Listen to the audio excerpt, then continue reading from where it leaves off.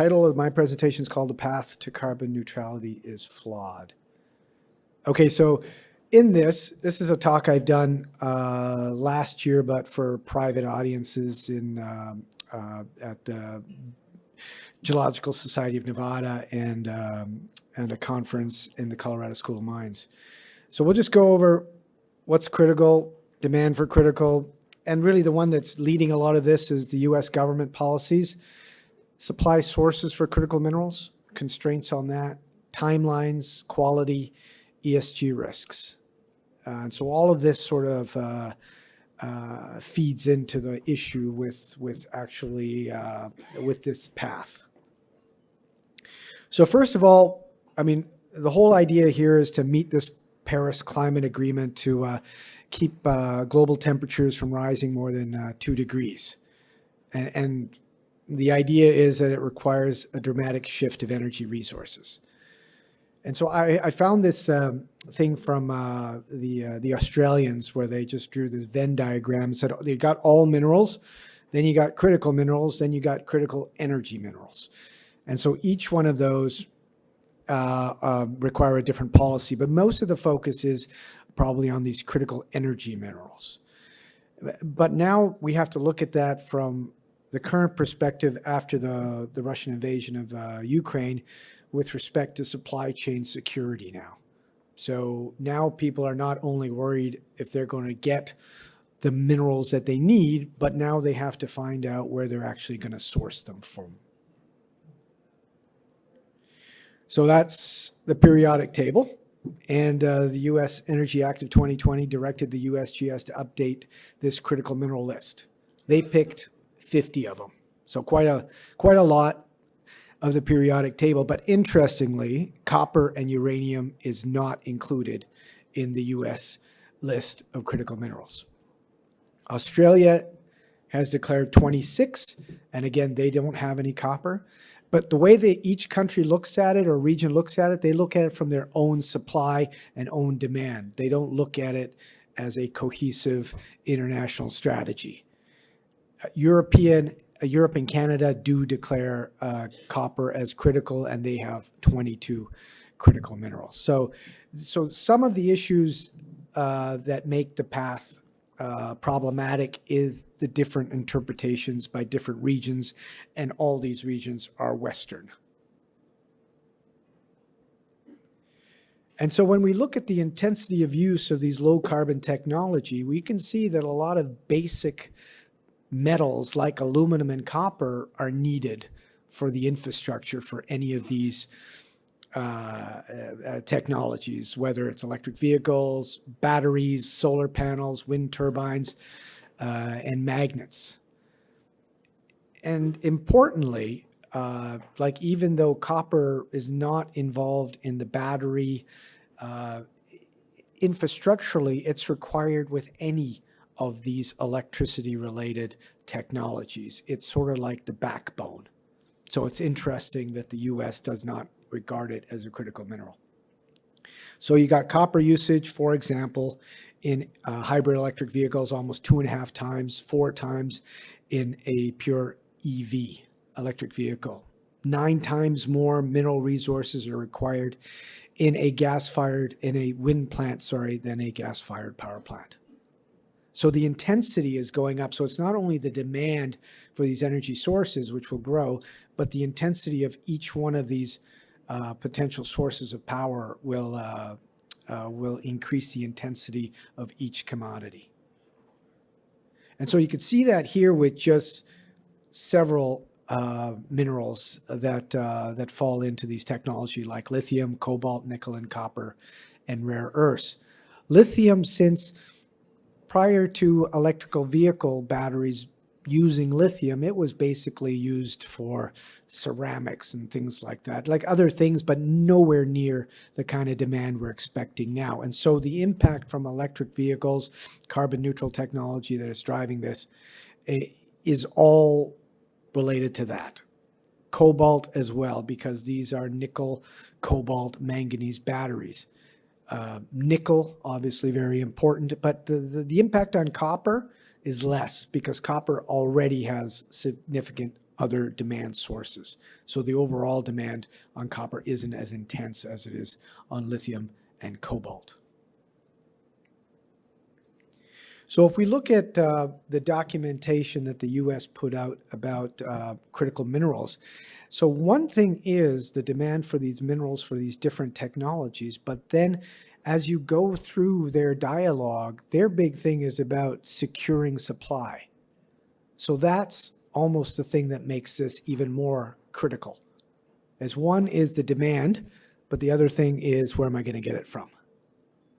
So while I was in Cape Town a couple of weeks ago or a month ago for Indaba, you could see that the U.S. was making inroads into some of these African nations like the DRC and Zambia, looking and some other countries in Southern Africa of looking at doing critical mineral agreements with them. So, and this is driving a lot of the demand, is this electrical vehicle credit that the U.S. Has put into their, what is it, the Inflation Reduction Act, as the Australians like to call it, is the IRA. So this is a policy to make the critical minerals, to limit the critical mineral sources. So you have exposure to this credit. The exposure to the credit to U.S. source supplies or free trade agreement countries increases from 40 to almost 100% in the next 6 years. So that means that for those people that want that credit and want the ability to sell their car within the U.S. and get this credit and appeal to a wider audience, they need to know where their source is, not only of the minerals that go into the components, but then where the components are actually manufactured. So that's why a lot of people are rushing around and trying to make deals with countries and trying to figure out how this policy actually works. Because this could seriously constrict what can actually go into this EV sort of 100% penetration by 2025, 2030. And so if you look at the U.S., and I'm taking it from a U.S. perspective right now, is that who do they have free trade agreements with? So you can see they have one with Canada. They do with Chile and Peru. They don't have one with Brazil. Right now, they don't have any in that part of Africa that has a lot of cobalt and copper. They do have one with Morocco. And they have one with South Korea, which is good for in terms of processing. And they have one with Australia. But there's a lot of countries that they don't have free trade agreements with.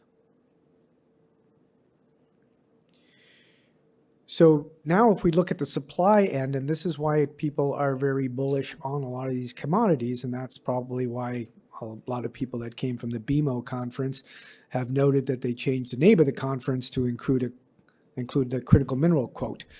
And now they're starting to see car companies actually coming to mining conferences. Why? Because they're trying to source supply. So we've seen GM put out maybe potentially up to $700 million for the Thacker Pass lithium project in Nevada. We saw the Department of Energy putting in money into nickel projects, processing. So we're seeing other forms of capital going in here because people are worried about where they're going to actually source the material from. So we're going to talk a little bit about that. And so the IEA, International Energy Agency, looked at two big risks. One, where is the material coming from? And then where is it being processed? And this is a slide on where is it coming from. And so these are the top three sources of production for each one of these commodities. And so you can see from an oil and natural gas perspective, the U.S. is pretty good. But then when we get to copper, we're still, as the U.S., is still good because they have free trade agreements with Chile and Peru. With nickel, less so. With cobalt, absolutely not. But that's probably why the Secretary of State was in the DRC and Zambia talking to them about cobalt. The graphite, which is in the anode, not so much. Rare earths, definitely not. And lithium, yes, Australia and Chile. Platinum, not so much. So if we look at a potential source where they have a free trade agreement with is Canada. And Canada is richly endowed, as we know. They've got nickel, they've got potash, they've got aluminum, they've got uranium. But the current focuses are on lithium, as we've seen in northern Quebec. A lot of these projects are rebuilding for spodumene dikes, graphite, nickel, cobalt, copper, and rare earths. And so some of these development projects, as we know have trouble getting funding because development is something a lot of investors don't like because they worry about capital escalation. That's when all the sizzle in the stock and the news goes away. But these projects need to be funded, and some of the funding is being stopgapped by government agencies. Like, even though Canada is very well endowed, the infrastructure in all these regions is still not there to develop all these regions. That would take another 10 years. And so if you look at Australia, another one, significant endowment, they've got a lot of lithium, they've got some cobalt, manganese, tungsten, and vanadium. So, but the government is very heavily involved in not only looking for minerals for the US, but they're expanding right now their relationships outside of China. So they're going back to Japan, Korea, UK, India, and a lot of people are looking to Europe. So, but the US does have a critical minerals working group with Australia. So you could see the US increasing its tentacles all over the world, trying to secure supply for its own manufacturing industry. So here's a big problem. So if we look at the time it takes to discover a project, to actually know it exists, to get it into production, we're talking anywhere from 15 to 20 years. So if we're trying to hit this 2030 or 2040, if we don't know a lot of these projects now, we're basically screwed. Because how long it takes projects to get permitted now, especially in the US, how long it takes them to get developed. I mean, and all the drilling you need to do, technical reports and that in itself to feasibility studies is 10 to 15 years. And we haven't even broke ground. And breaking ground 2 years is good. It's not usually what happens. Construction to production, meaning commercial, getting through all your hiccups, that's another round of problems. So if you look at copper, just copper, that's like 16, 17 years just for copper. So it's hard to think that copper is not going to be a critical mineral if it's not already. So if we look at Canada's support for exploration for critical minerals, you could see that it's driven a lot by financings. And this is just global financings all over the world for all of these different kind of commodities, whether they're gold, base metals, or specialty commodities. But you could see, like, if we look, 2021, look at the numbers there, much higher. And if we look down here, there's not a lot of, financing months that were exceeding $1 billion.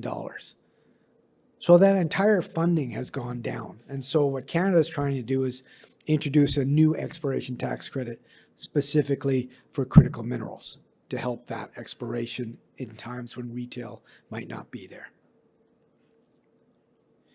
So the other problem is, as I've mentioned, is that orphan period, this period down here, where retail likes the exploration upside, but once we get into de-risking activities, everyone's bailed. And this does not get funded. And so it just sits there. And so that allocation of time is not even in that 18-year, 20-year timeline. So these projects have to get funded. And what we're seeing is those funding sources are coming from different places now.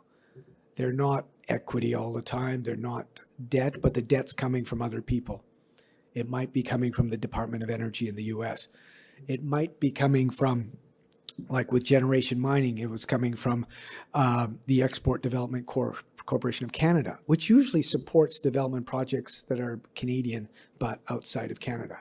But now they're helping inside Canada.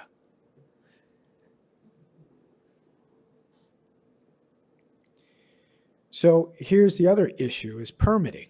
So this is particularly a good example because I used to own this one, and so this is Trilogy Metals. They had the Arctic project, great joint venture partners, South 32, major producer, Nana Corporation, the local Native Corp, and they had access to this 211-mile road that was being permitted not by them, but by ADA, a development agency in Alaska.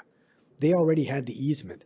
They spent about 5 years, thousands of pages of technical reports about this road, got the permit, and then when the administration changed, they revoked the permit. So this is another problem, and we do call the U.S. low risk. This is a risk, and it's been happening in the U.S. for a while. So even though they want this electrification, they don't seem to be willing to develop the projects to supply that scenario. And so here's another one, Arizona Sonora, which we'll be talking tomorrow, is, they've got 6.5 billion pounds of copper and oxide enriched in sulfide just north of Ivanhoe Electric, which you may or may not know is Robert Friedland's new company. But what they've done is gone out of their way to pay more and get private land. And why do you get private land in the U.S.? You don't have to do federal permitting. It's the federal permitting that takes a long time. If you're in a conservative state like Arizona, that actually lives on mining and copper mining specifically, you'll get state permitting. But then the only thing you have to avoid is what they call waters of the United States, WOTUS. So if you have waters of the United States on your property, then suddenly you need a federal permit. So water in most of the western U.S., and I could take you all the way down to Chile, like a mining project competing for potable water is not going to win. So you're going to have to seek other sources. So for any development project, water is huge. So those guys went out of their way to get private land to make sure they can avoid federal permitting. They don't have WOTUS, but they have enough water right now that they can access for their first plan of development. And so Peru is the second largest producer of copper. Right now, their production is threatened. So they removed the former president. Glencore suspended operations on Antapacay, and Chinese owned Las Bambas, which produces 2% of the global production, was forced to temporarily shut down. So this is production that's actually happening now that's not making it into the market. And so what we'll see going forward is this back and forth between, producing a metal that's for this carbon neutral society, but producing that metal has its own ESG footprint. And so that comes back in a vicious loop back to the company. Are you going to build this project because it's got this footprint? And so as you can see, cobalt sulfate has a huge footprint, and most of it's processing. That's where actually gold does better, is because it's processed at site and there's no scope 3 impacts. But you can see aluminum, class 1 nickel, all have additional ESG footprints. And so what you will see is companies trying to promote or produce for financing how low carbon impact their project is, so they become financeable. So it's not just about producing the critical mineral and getting that ESG fund to help you. It's got to be green nickel or green copper. And so that adds another constraint on production going forward. And it doesn't end there. So your ESG footprint, as you drop your grade, gets bigger, especially if you are exposed to diesel trucks. As you drop the grade, you need higher throughput. Higher throughput means a higher plant. Higher plant needs more power. And if you're exposed to diesel or your power source is from coal or natural gas, bigger ESG footprint. Same issue for trucks. So lower grades, and that's where we're going in the world, bigger ESG footprint. And concentrate, which is where we're going in the world, because we're getting out of the oxide in a lot of these deposits, that has a bigger ESG footprint. And so, interestingly, Rio Tinto invested in 2021 in Western Copper and Gold. And that's a significant resource. Isolated project, needs infrastructure in the Yukon, no power, but it's low grade, but they've been having so many problems permitting projects, they think at least they could permit this project and wait for the infrastructure to come to them. I mean, the Yukon's super keen on building infrastructure, but this is a population of a small town. It doesn't have the tax base to fund a project like this and the whatever 90 plus megawatts it may need. And so the other problem they have is people protesting that they don't want projects built. So maybe they want this carbon neutral future, but they don't want to permit your lithium mine, whether it be in Serbia or whether it be in Nevada. And a lot of these concerns are around water usage, water contamination potentially. And it's not just the NGOs in some of these places, it's the ranchers, and it's also the local First Nations groups. And then if we take that drought that we have in the Western U.S., extend it to the 13th year of consecutive drought conditions in Chile, now we're water rationing. And so the State Defense Council in the left-wing government of Chile wanted to have legal actions against Albemarle, Antofagasta, and BHP for how much water they're taking out of the Salar. But what Albemarle says, yeah, the water I take out less than 1%, but it's not potable.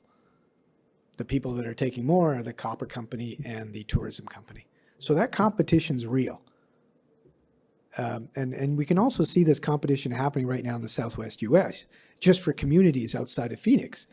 Where they get their water from, suddenly the community that used to give them water, they can't give them water anymore. And so they're trucking water like hundreds of kilometers away to just feed a community. And so that same competition is happening everywhere. So in the presentation that Hot Chili is going to give, you'll see that they've gotten around this by actually using seawater directly into their proposed plant for their project. And here's a bigger issue, is actual processing. So since the 2000s, when the U.S. was big on, hey, we're going to be more a service economy and financing economy, manufacturing is a dirty word. China's accepted all that manufacturing capacity, built it up over 2 decades.